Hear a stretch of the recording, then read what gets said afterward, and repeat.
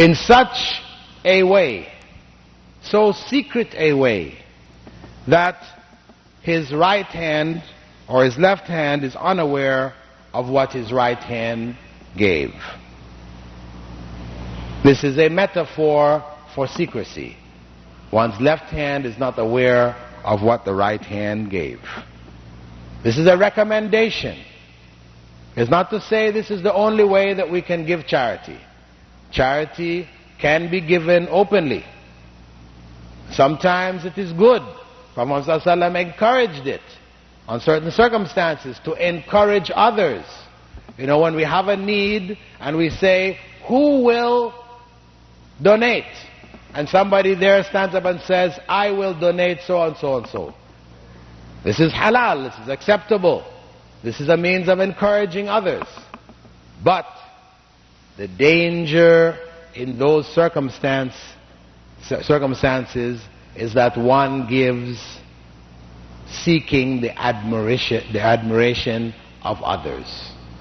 That others will praise them, say how generous they are, honor them, etc.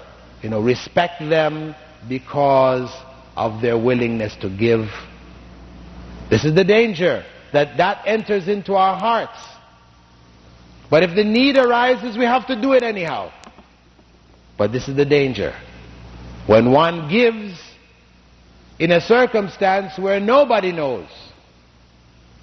So under those circumstances where they're calling and some people have to step forward, other people who fear that this will enter their heart, after it is all over, they put the money in a package or they write a check and they put it in an envelope and it is given to the project. Nobody knows who gave it. They only know that the money came. When one gives like that, that earns the person that special reward. Because it is our nature, it is our desire to want to be praised, to want to be thanked. This makes us feel good. And this is why Prophet Muhammad ﷺ said, Man lam yashkuril nas, lam yashkurillah. Whoever doesn't thank people doesn't thank Allah. He prescribed that thanking people is obligatory. We must thank people. Why? Because it is encouragement to them to continue to give. It is our nature that if we give something, we do something for somebody and they don't thank us, that when the time comes a second time to do something for them, we say, why should we give them? They were not thankful. They were not grateful. They were ungrateful. So why should we help them? This is our nature to do this. So, Prophet Muhammad ﷺ, taking into account that nature, he required us to thank those who are generous and who help us. But the higher level is to give without seeking any thanks, seeking any reward, to do it purely for the sake of Allah. And this principle, the principle of doing actions or acts of worship in secret, is something encouraged throughout the religion. Something encouraged throughout the religion. This is why the Prophet Muhammad ﷺ had said that أفضل الصلاة صلاة المرء في بيتي إلا المكتوبة. The best prayers are the prayers of a man in his home, with the exception of the compulsory prayers. It is preferable, far better, to do the sunnah, what we call the sunnah or the nawafil, in our homes. Far better to do that than to do it in the masjid. Why?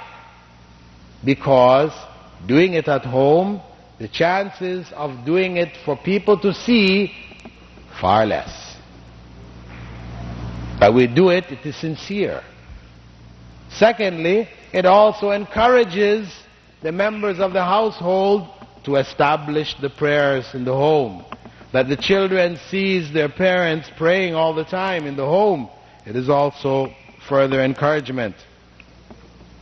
And also the prayer at night, tahajjud, the reward for it is great. Why? Because it's again, a person wakes up from his or her sleep and turns to worship Allah. No one knows that they're doing so except Allah. So the reward for such worship is immense. And the last category, one who remembers Allah in private and his or her eyes become filled with tears. Their eyes become filled with tears. Either because when they remember Allah and they reflect on the greatness of Allah, they are moved to tears. It is so great. Allah is so great. Like people, when we watch a football game or some other game that we are addicted to, and our side wins, we're so happy, we're crying with happiness. We do that, but we can't cry with happiness when reflecting on Allah. This is telling us we're in a state. It's telling us we are in a state. Or we cry when reflecting on our sins, what we have done, how disobedient we have been, the fact that Allah knows everything that we have done, and we will see it on the Day of Judgment. So we cry out of regret, out of sadness, out of knowing that Allah is aware of everything and He will bring us to account. Instead of crying, remembering Allah in this way, we cry when our team loses. When our favorite team loses. We thought they were going to win the championship, and at the last moment the other team defeated them. And we are so sad, we are driven to tears. We cry for the wrong things. And it's a reflection of the state of our iman. We don't look into ourselves and realize our position before Allah. We don't feel ashamed of our disobedience. This is when we should be crying. As the Prophet Muhammad ﷺ had said in an authentic narration, we should cry before Allah.